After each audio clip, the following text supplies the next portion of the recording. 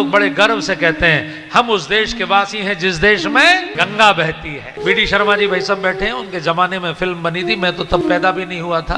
उनके जमाने की फिल्म है, राज कपूर ने बनाई थी, जिस देश में गंगा बहती है, 1962। उस जमाने में रंगीन कैमरे नहीं थे, ब्लैक एंड व्हाइट फिल्में बनती थी। फर्स्ट टाइम रंगीन कैमरा भारत में आया था और वो राज कपूर ने इंट्रोड्यूस किया था। इस फिल्म में पहली बार रंगीन कैमरे का इस्तेमाल हुआ। ये जापान से मंगाया गया था और बड़ा महंगा उस समय आया था, जो कि टेक्नोलॉजी शुरू में महंगी होती है। उसके लिए उन्होंने लोन भी लिया। उसकी शूटिंग करने के लिए इतनी श्रद्धा थी राज कपूर की गंगा मैया में कि उसकी शूटिंग करने वो गंगोत्री गए। उन्होंने कहा पहली शूटिंग गंगोत्री से करेंगे। तो गंगोत्री से पहले हर्षिल नाम की जगह है, हर्षिला, जहां भगवान विष्णु ने तप किया, जहां नारद जी ने तप किया। गंगोत्री से 10-15 किलोमीटर पहले ही है।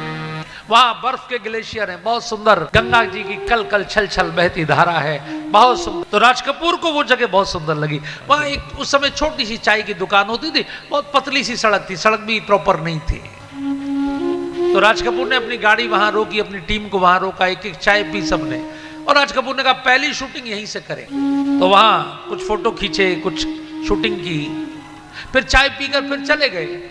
वो चलते समय क्या हुआ कि राज कपूर का जो ड्राइवर था वो कैमरे वाली अटैची को पैक करना भूल गया और अटैची वहीं छूट गई। किसी को ध्यान नहीं रहा, सब सो गए। अगले दिन जब शूटिंग करने गए शूटिंग प्लेस पर, तो देखा कि वो कैमरे वाली अटैची गायब है और सबके होश उड़ गए। इतना महंगा कैमरा, इतनी महंगा, कहाँ गया? तो सबको ध्यान आया कि वो शायद कल हर्षिल में तो नहीं छूट गया कहीं। तो फिर लौट के हर्षिल आए और हर्षिल में वो अटैची रखी थी प्रॉपर प्लेस पर जहां कल छूटी। तो राज कपूर ने उस चाय वाले से पूछा हमारी कल ये अटैची छूट गई थी। हाँ बाबूजी आपको मिल गई। अच्छा कैमरा भी सुरक्षित था। तो राज कपूर ने उससे पूछा भैया आपने इसको उठा के क्यों नहीं रखा अपने पास?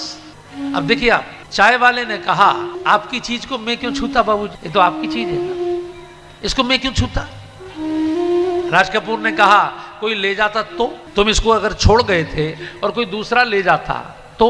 उस चाय वाले ने कहा लगता है आप पहली बार हिमालय में आए हैं बाबूजी, लगता है आप पहली बार आए हैं। ये देवभूमि है, यहाँ पराई नारी माँ है और यहाँ पराया धन मिट्टी है। आपकी अटैची अगर 1 महीने भी रखी होती ना बाबूजी, इसको कोई स्पर्श नहीं करता।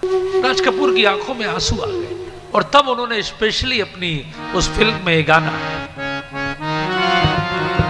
होठों पे सच्चाई रहती है जहाँ दिल में सफाई रहती है।